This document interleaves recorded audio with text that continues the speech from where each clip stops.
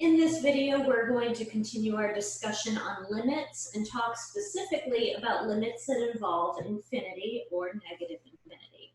We're going to start right away with an example. So for an example, we have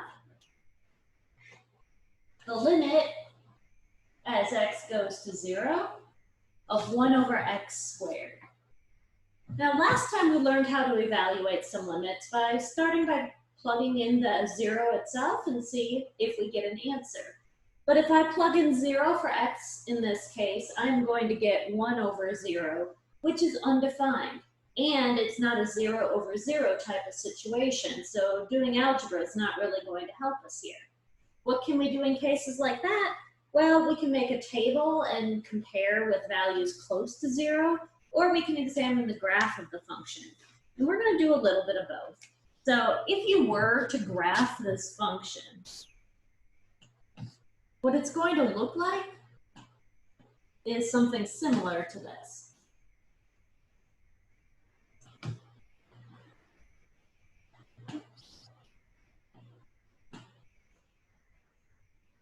Now, I am a terrible grapher, but you get the idea. It's getting higher and higher as we get close to 0. You could type it into your graphing calculator to see a really good image. We can also make a table of values to see what's going on. And if I pick values really, really close to 0, well, let's just start with plus or minus 1, plus or minus 0.1, and plus or minus 0.01 to see what happens. So if I plug in plus or minus 1, I'm going to get 1. If I plug in plus or minus 0.1, I get 100. And if I plug in plus or minus 0.01, I get 10,000. So you can see the closer we get to 0, the larger the value of the function is getting. So as x goes to 0, this function, 1 over x squared, gets increasingly large.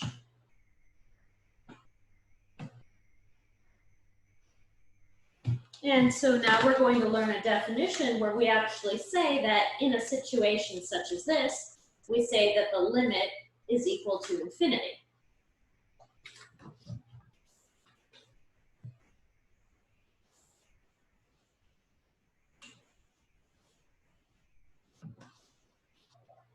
So our definition says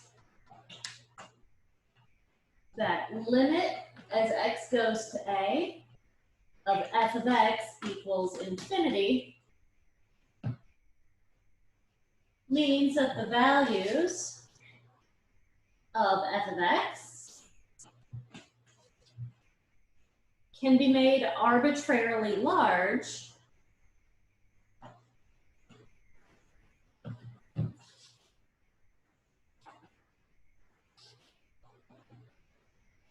by taking x sufficiently close to a.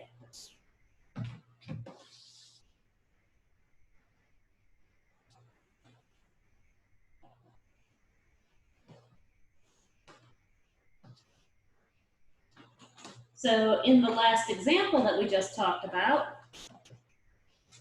our limit as x goes to 0 of 1 over x squared is equal to infinity. All that this means is that the function is growing without bound as we get closer to x equals 0. Now, we have a similar definition with this limit equaling negative infinity, and all that that means is that you can make the values of f arbitrarily large in the negative direction by taking values of x sufficiently close to a. So it's the exact same definition, it's just going down to negative infinity instead of positive infinity.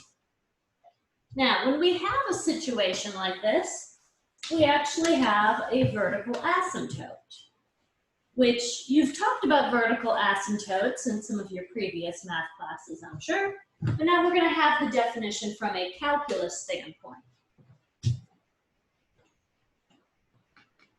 The line x equals a is a vertical asymptote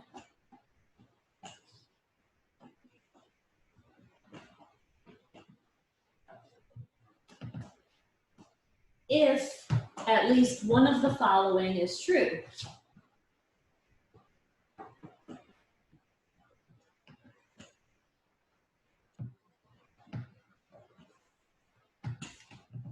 Having the limit as x approaches a from the right of the function equaling plus or minus infinity.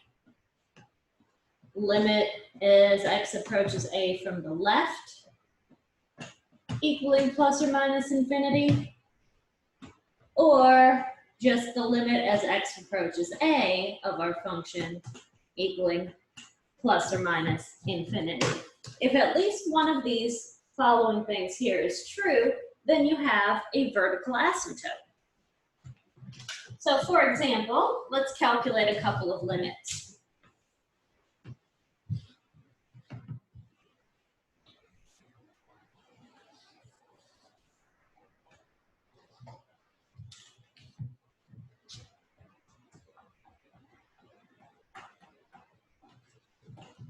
Let's find the limit as x approaches 3 from the right of the function 2x over x minus 3.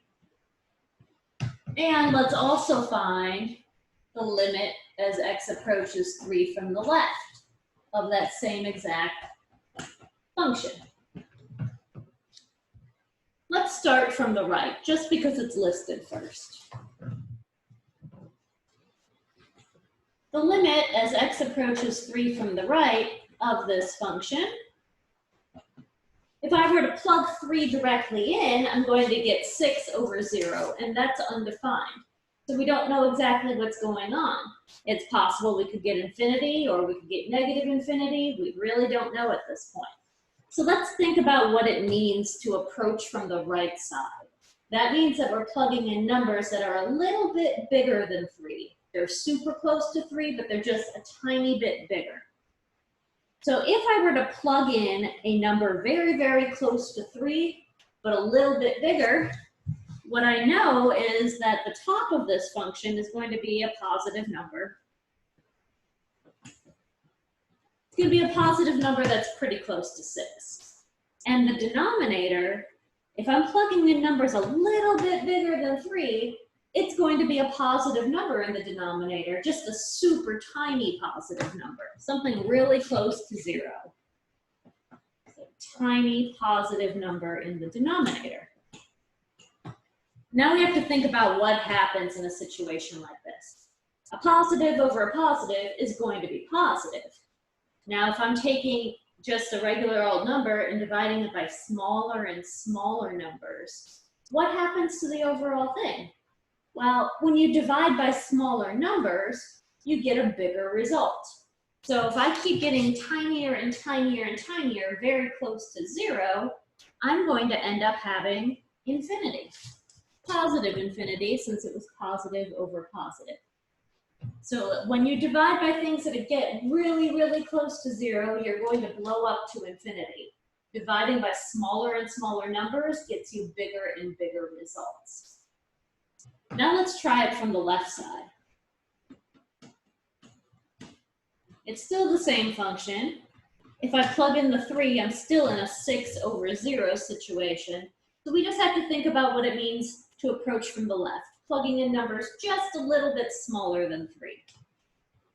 I'm still going to have just a positive number on the top. Still a positive number super close to 6. In the denominator, I have a number that's really, really close to 0. It's super tiny. But this time, since I'm plugging in numbers that are a tiny bit smaller than 3, when I have that number minus 3, I'm going to get a negative. So I have a positive number divided by a super tiny negative number. The positive over negative tells me my answer is going to be negative.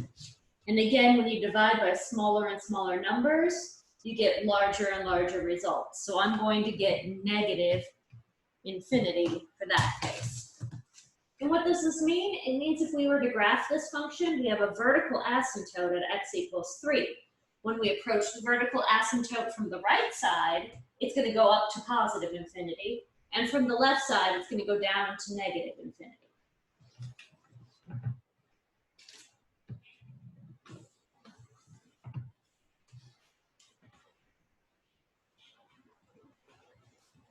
So that's one way that infinity can be involved in our limits, getting an answer of positive infinity or negative infinity when we have our vertical asymptotes. But there is another way that we can also use infinity in our limits. So here's a definition. We're going to let f be defined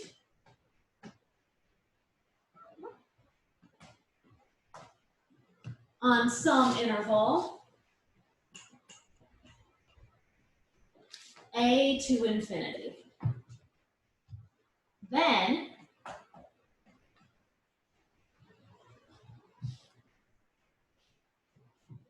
the limit as x approaches infinity of f of x equals L means that the values of the function become arbitrarily close to L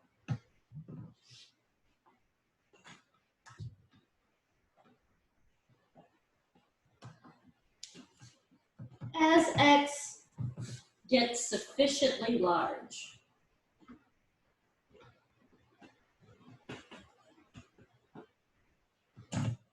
All that this means is when you're plugging in larger and larger values for your x, your function's getting closer and closer to whatever this value L is.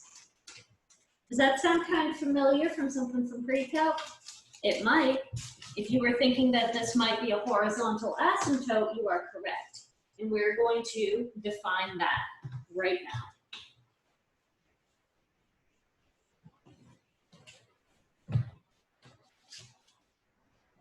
So definition.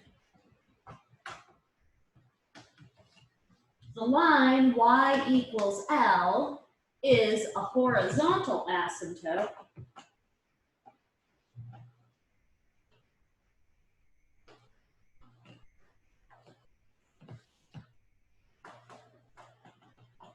if either the limit as x approaches infinity of our function equals L, or the limit as x approaches negative infinity of our function equals L. It is possible to have two different horizontal asymptotes, one as you go to the right side of your graph and one as you go to the left side of the graph. A lot of the times your horizontal asymptotes, if they exist, are actually equal on both sides, but you can't assume that it will be equal. If you're asked to find the horizontal asymptotes, you should check both a limit to positive infinity and a limit to negative infinity, just to make sure that you actually got all of them. Now we're going to do an example using a graph to find limits as we approach positive or negative infinity.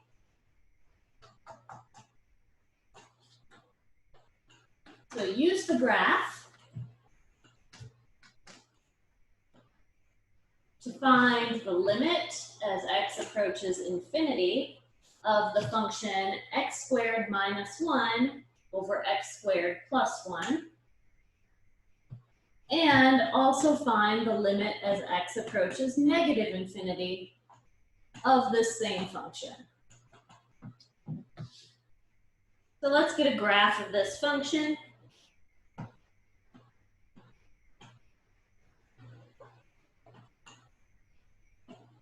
There's 1 and negative 1. There's 1.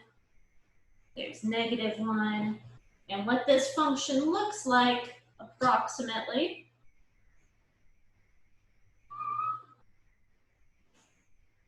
is this.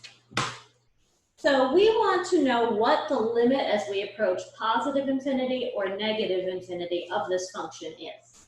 So as we're approaching positive infinity, we're just asking, when we go and plug in larger and larger values of x, so as we go to the right side of our graph, are we approaching any particular value? Are we flattening out to a horizontal asymptote? And you can see from this graph that as we go further and further to the right, I'm approaching this horizontal asymptote here at y equals 1. We're flattening out to a straight horizontal line.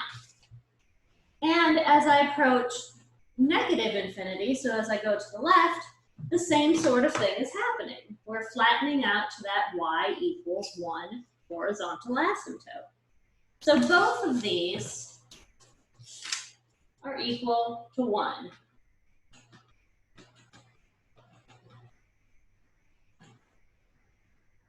We have a horizontal asymptote at y equals 1. Well, that's perfectly fine to be able to figure out the horizontal asymptotes by looking at the graph. But what if you're asked to figure out these limits and you don't have a graph? Well, sometimes we can just think about what happens when we plug in bigger and bigger numbers, but other times it gets a little confusing. So we have a few techniques that we end up using to figure this out. First, a very brief example of one that we can figure out kind of just by thinking about it. We are going to find the limit as x approaches infinity of 1 over x,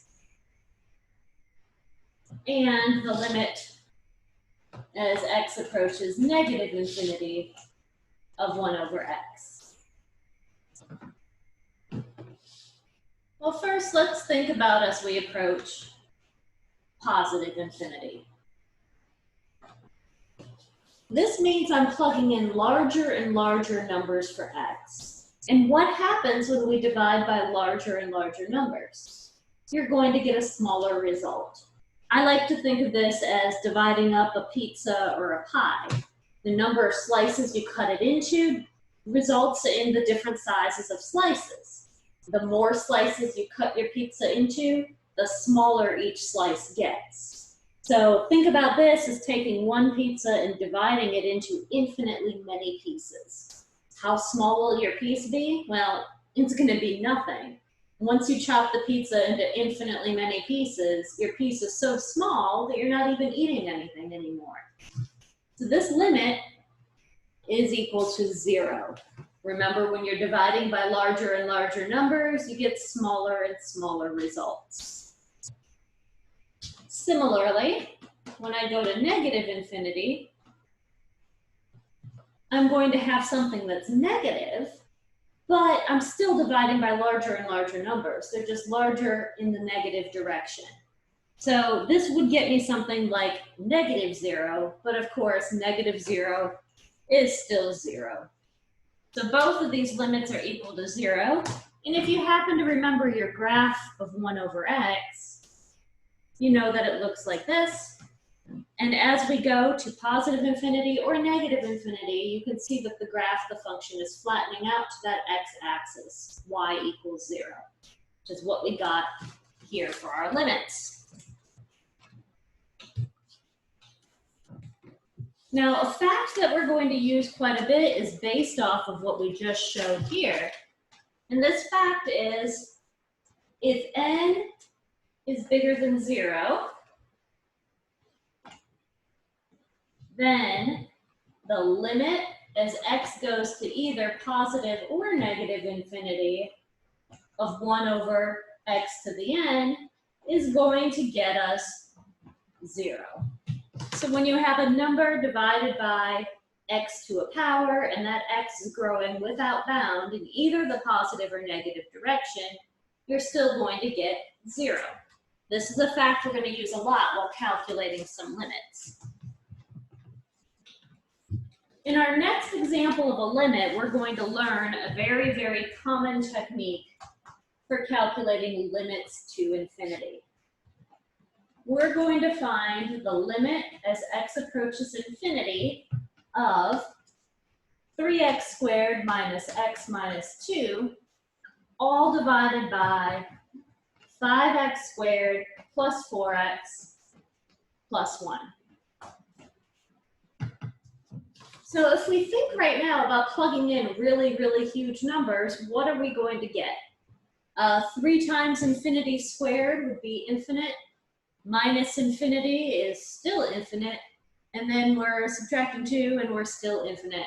This is going to be infinity on the top and similarly infinity on the bottom. We don't know what that is. That can be pretty much anything in the world. So the technique that you're going to use when you have this sort of situation, a rational function, which is a polynomial over a polynomial, is you are going to divide everything, every single term,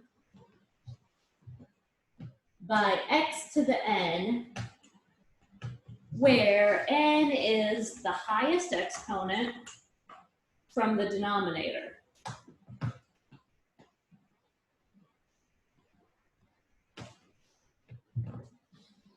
So when I look at this particular problem, and I try to find the highest exponent in the denominator of my problem, I see a 5x squared. That x squared is my highest power of x from the denominator. So I'm going to divide every single term in this entire limit by x squared. And it's going to look absolutely terrible for one step until we simplify, and then it will become something that's much easier for us to calculate. So I'm going to divide every single thing in this limit by x squared. When I do that, we get a limit as x goes to infinity of, we had 3x squared and we're going to divide by x squared. We had a minus x divided by x squared. We have a minus 2 and we're going to divide it by x squared. In the denominator, we had 5x squared. We're going to divide by x squared. We have a plus 4x. Divide that by x squared. And then add 1 and divide that by x squared. Since we divided every single term by the same thing, really what we're doing here is multiplying by 1. So we did not change the problem in any sort of way. So now that we've divided everything by that highest power of x from the denominator, we can now simplify as much as we possibly can. So using our algebra skills, 3x squared over x squared is just 3. X over x squared is 1 over x. And this last term doesn't change. I have a minus 2 over x squared. In the denominator, I'm going to have 5 plus 4 over x and plus 1 over x squared. And now we can actually calculate this limit. Think about what happens when we plug in numbers getting closer and closer to infinity.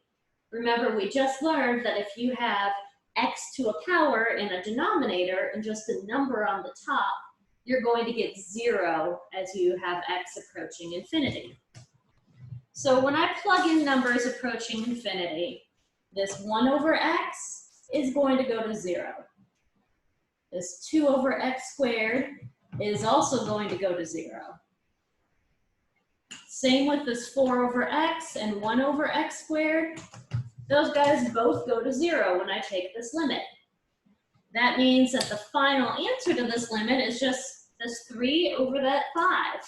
And I get 3 over 5, 3/5 as the answer. Let's do another couple examples going to infinity. This technique comes in very handy, but remember, the technique of dividing by the highest power from the denominator, that works with rational functions. So you have to have a polynomial over a polynomial. If you don't have that sort of situation, you need to figure out something else to do.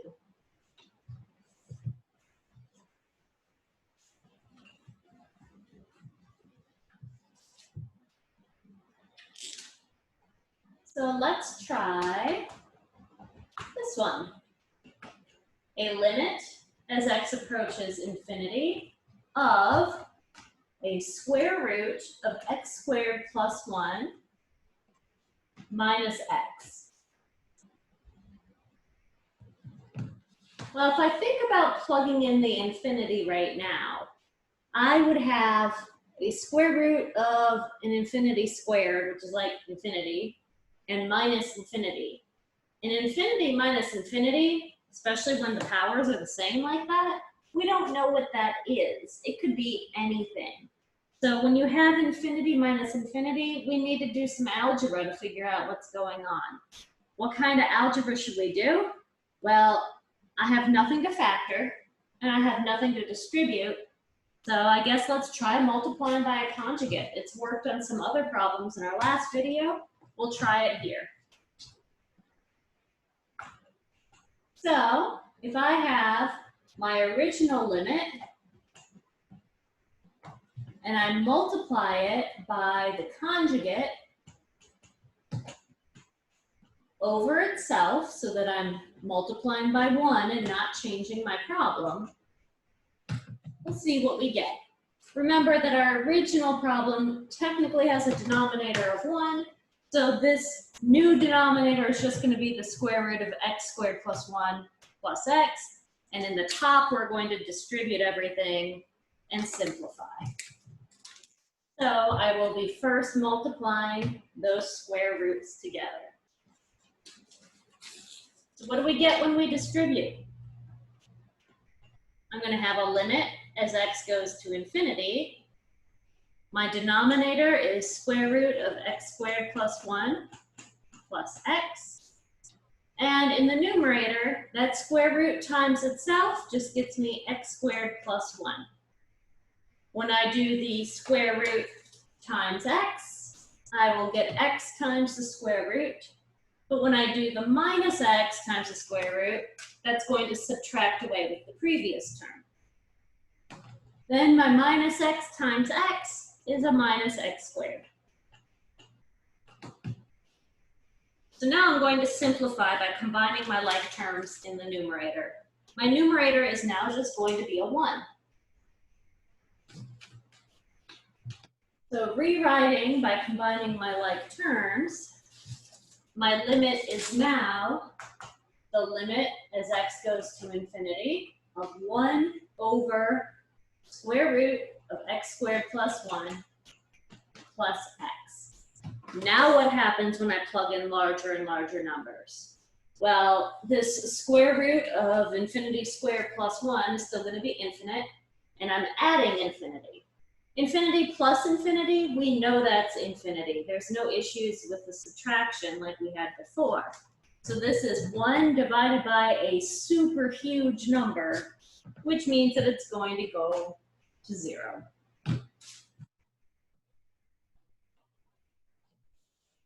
Let's do another example where we have to use a little bit of algebra again.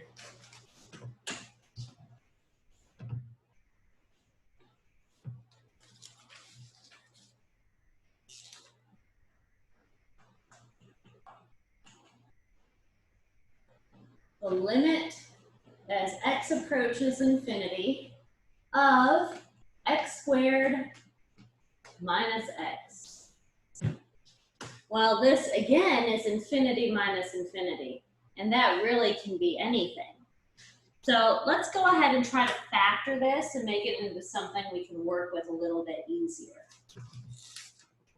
If I factor this, I can pull out an x and have x times x minus 1. And now I have an infinity times infinity situation. Infinity times infinity is still infinite. That one we know for a fact. So this limit goes to infinity. And this just happens to mean that this function x squared minus x, as we go further and further to the right of our graph, we're going to be going up forever. So we don't have a horizontal asymptote as we go to the right because our graph is just increasing indefinitely.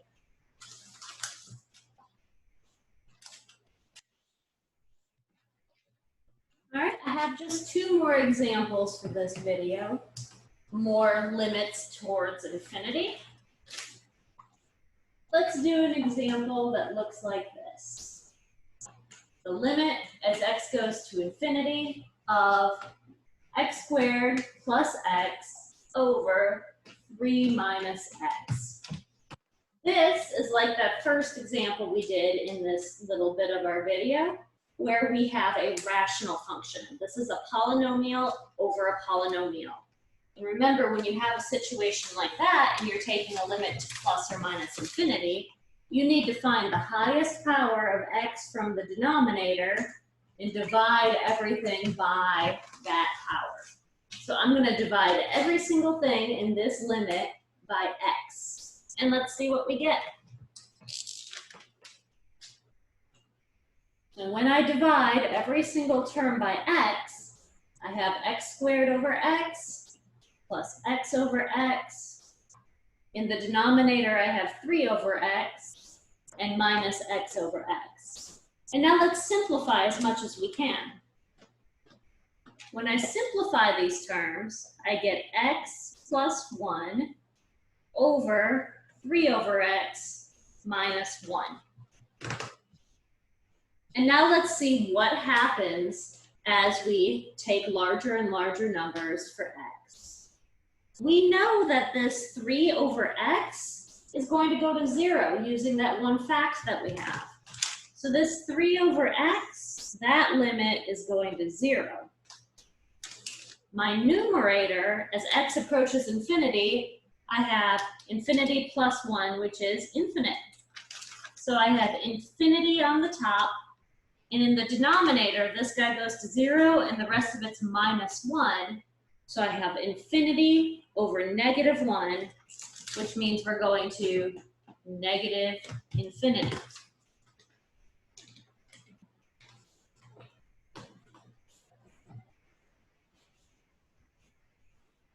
One last example for us. Let's find the limit as x goes to infinity of x to the third, and the limit as x goes to negative infinity of x to the third. We'll do the positive infinity first. Think about plugging in larger and larger numbers for x. I'm going to have positive big numbers to the third power. That is going to keep growing and growing, and it's going to be infinite. When I plug in values getting closer to negative infinity, though, it's going to be infinite, but a negative to the third power is going to be negative. So I get negative infinity for that limit. I do want to point out, if you remember the graph of x to the third, it looks something like this. And what this is saying is, as we approach infinity for our x, so as we go further and further to the right of our graph, we should be going up forever. And as we go further to the left on the graph, we should be going down forever. These limits as we approach infinity or negative infinity describes the end behavior of the graph of the function. So notice we are going up forever to the right, down forever to the left. We don't have any horizontal asymptotes on this problem. It's just describing the behavior of the function as we plug in larger and larger numbers. All right, so that's all that I have for you for this video. In the next video, we are going to learn about how limits correspond with continuity of functions. You've already learned about continuous functions as being functions that you can draw without picking your pencil off the paper. But we're going to define our continuous functions using limits and get a more precise calculus-based definition of continuity. So stay tuned for that video. If you have questions, feel free to drop them below. Or if you're a current student, you can email questions or ask in office hours. And I will see you next time.